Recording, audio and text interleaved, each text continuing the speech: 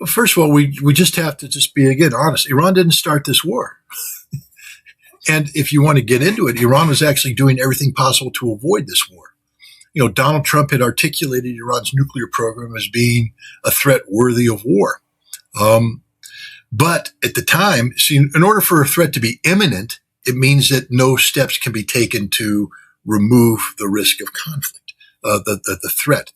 But we were actually actively negotiating with the Iranians. And indeed, on February 27th, we had a deal that was in the hands of the Omani foreign minister, who was flying to the United States to finalize the deal, which would have resolved all of the outstanding issues regarding Iran's nuclear program, which Trump said represented the existential threat worthy of war. So there was no imminent threat when we launched a surprise attack, which means we committed an act of perfidy.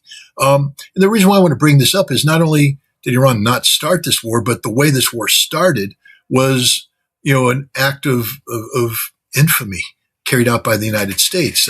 Again, look at the history of the United States. December 7th, 1941, a day that will live in infamy, according to Franklin Delano Roosevelt. The Japanese launched a surprise attack against the American fleet in Pearl Harbor. A surprise attack. And we called it an act of cowardice. It is. And the same thing when they attacked us in the Philippines and elsewhere. We did this now.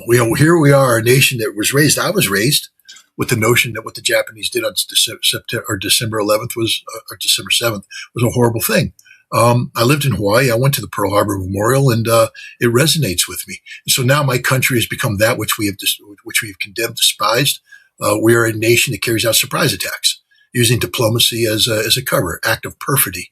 And so the reason why I bring this up is that, Iran is the wronged party, the aggrieved party here. The good news for Iran is that they sort of knew this was coming. They expected this, and they had prepared for it. And they were better prepared for war than we were, the United States. And Iran prevailed in this conflict.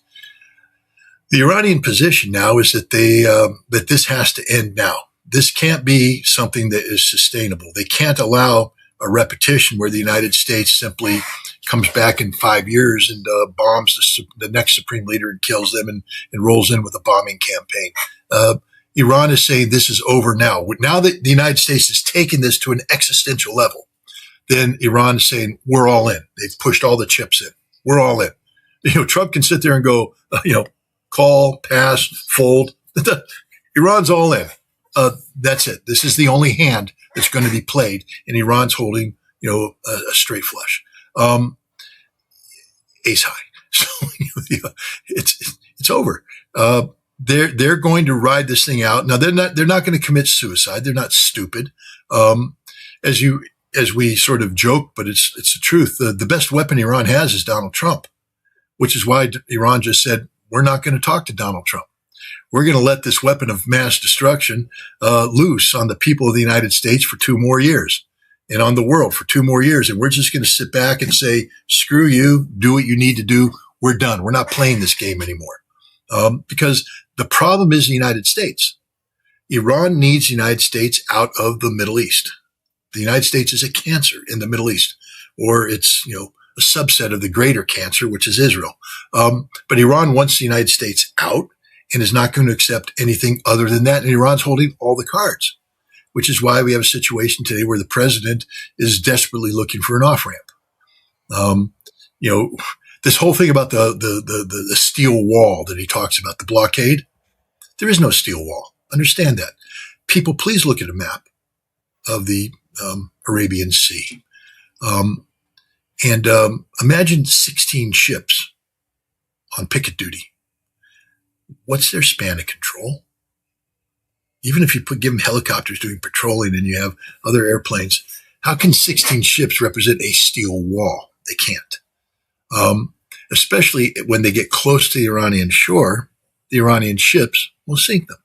So they have to stay away from the Iranian shore, which creates a giant buffer zone where ships can skirt the coastline and get past the steel wall. So there it is. I mean, just imagine that. Take a look at, right up there where the Strait of Hormuz. Yeah. It's vast. I mean, that is. So, what they're saying is, it's hard to point, but you see where Oman is. And you go, off that little tip of Oman up to the border of Iran and Pakistan right there. And, that would be an area where you could say, okay, you have a steel wall there. But now understand that Iran has missiles that will project, deep into that. So our steel wall is only halfway up there. And as it gets closer, it's not really half. It's sort of maneuvering because you can't stay still because the drones will come and get you. So there's half of that water there is a path for shipping to bypass. So you get through the Strait of Hormuz, you hug the coast of Iran, and next thing you know, you're in Pakistan offloading into port or making a swing around India going to China. We don't have to steal anything. This is the reality. But the president can sell this to an American public that is dumber than dirt, and they'll buy it. And so that's what the president does. He says, I control the Strait of Hormuz because nothing can get in and out of the Strait of Hormuz without going through my steel wall. Now, that's a lie, but the American people aren't smart enough to recognize the lie. So he can solve the Strait of Hormuz problem. Who controls the Strait of Hormuz? He'll tell the American people, I control it. And therefore, I can walk away as long as I got my blockade in place. The Iranians are like, well, your blockade sucks. So keep it in place. We'll keep doing what we do. We don't care.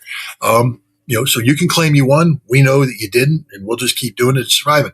On the nuclear thing, the president kept saying, you got to give me everything. I got to control it all. And the Iranians kept saying pound sand. And now the president's come to the mind where somebody came to him and said, hey, just say you won. Stop talking about the need to get American hands on the nuclear dust. The following should come from your lips.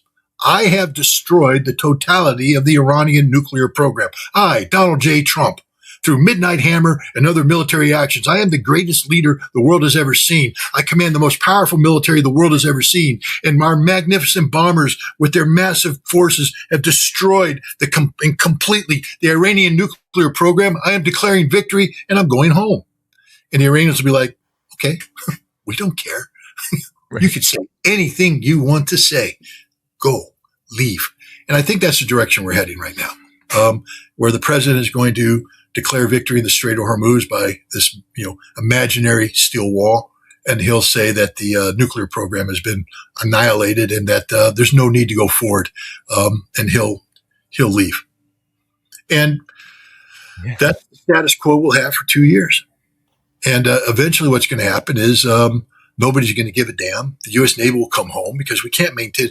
I just, again, hate to give war stories and things like this. When I was a weapons inspector in Iraq, we served for the pleasure of the Security Council Resolution 687, the Chapter 7 resolution, which means military force was authorized to be used if the Iraqis didn't comply. And I know that, for instance, in March of 1992, in March, I took an inspection into Iraq that we thought we were all going to be taken hostage because we were confronting Iraqi lies. And the U.S. Navy surged aircraft carriers and everything into the Persian Gulf, and we were ready to go to war. And the Iraqis saw the light and cooperated, and the fleet went home. In the summer of 1992, we had a crisis at the agricultural ministry where we surrounded what we believed to be the archives of their weapons of mass destruction. The Iraqis surrounded us. We had violent confrontations. The fleet surged back in. Aircraft surged back in. The Iraqis backed down. The fleet went home. In the fall of 1992, the fleet came back. Boom, came home. In 93, the fleet came in. The fleet came back. And eventually the military went, we can't do this anymore. This is too damn expensive. When we surge a fleet forward, it's ready for combat.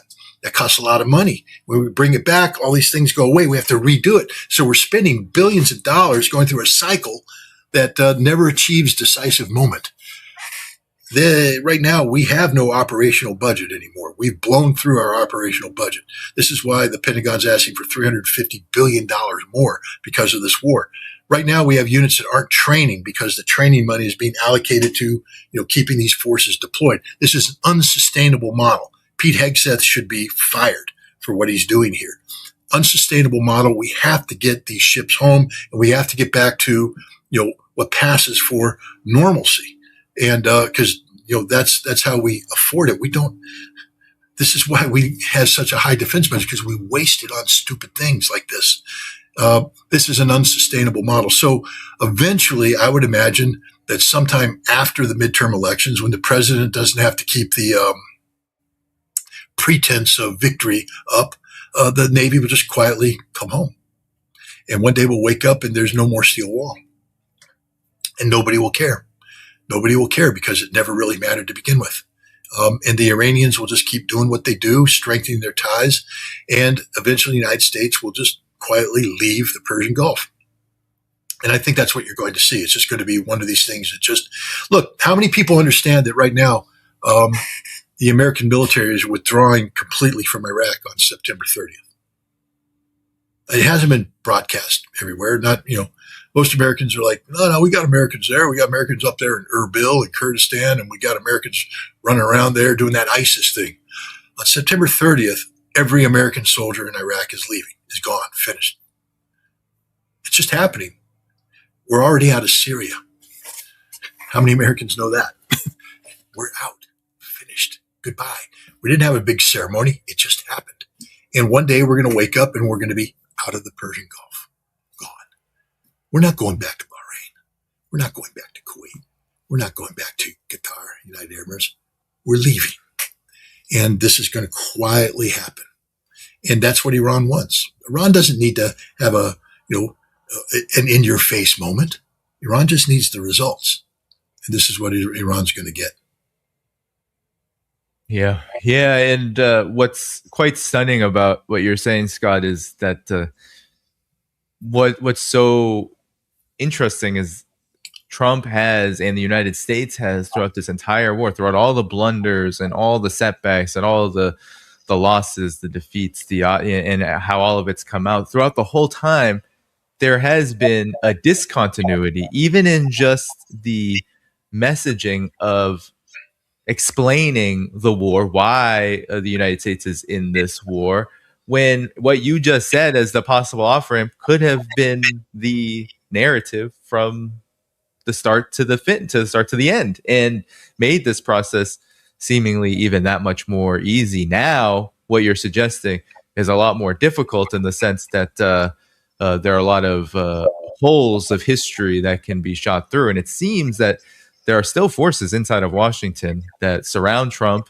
maybe even Trump himself in his very deranged mind, that keep the door open to some kind of renewed hostilities, which to me and to a lot of our audience would be seemingly really stupid and counterproductive, and probably will only get the United States further into trouble. But nevertheless, there are holes. And so I'm wondering what you think about that, in terms of how this off-ramp, which is obviously so needed, will run into any kind of trouble in the coming days and weeks.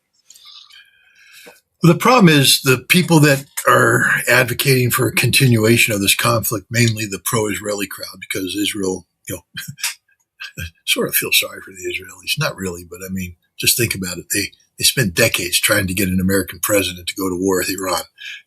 Decades. And they finally found one dumb enough to do it. And it didn't work. and now he's going to leave. And they're never going to get an American president to go to war with Iran again. It's over. The door's closed on this thing. So they're desperate to keep Trump actively engaged in Iran. They're desperate to do this. And so that desperation now, because they own Congress and they own the Trump inner circle, they're going to keep doing this stuff. The problem is the people that count. Remember, Donald Trump disregarded the advice of his Secretary of State. He disregarded the advice of the CIA director, the Secretary of Treasury, and others regarding starting this war with Iran. The chairman of the Joint Chiefs of Staff, they all said, bad idea, don't do it. Only Pete Hegseth, who, I don't know what substance he was under, was like, we got this one, boss. We can do this. I can bench press 315 pounds. I can kill Iranians. And the president went, oh, good. That's what the Israelis want you to do too. Go. Well, it failed. So Hegseth has zero credibility. The president's called him out for his lies about munition stockpiles and things of that nature. As we speak, General Kane's telling the president, we can't do this. I don't know what you think you want to do, but we can't do it. We're out of ammo. Marco Rubio's saying, we lost everybody in the Persian Gulf. We have no supporters anymore. Saudi Arabia saying hell no, Kuwait saying hell no, we're not going to be able to use any of the bases. You got to fly out of Jordan, which complicates things now because the Iranians have missiles that can defeat our missile system. Everything's going to be concentrated in Jordan, and it isn't going to work, Mr. President. Secretary of Treasury is like, none of this is working. And so the CIA director, same thing. We're not going to be able to overthrow the government right now. They've sort of rounded up all of our cells and they're dead. And so, all the people that matter are saying no. Now, this is important because we got a midterm election coming up, and some of these people can be hauled before Congress and ask questions. So the president can't just be dismissive of the advice of his inner circle right now. And I'm not talking about the inner circle, the insanity of Stephen Miller or Sebastian Gorka. Why is Sebastian Gorka allowed anywhere near the president? I don't know. But these guys are there, but the people that count, the big boys, they're saying no, and the president can't go against them. So I think that we're in a situation right now where this, there's nothing the United States can do right now. There's no chance for him to go to war. Now, the only thing that could happen is if you buy time and say, well, we're going to rebuild. Right. But the American defense industry is so dysfunctional that even if you pour all the money in that you're talking about pouring in, you're not going to get these weapons for years. So, and by then we should have a change in political leadership and hopefully one that goes back to saying going to war against Iran is a really bad thing.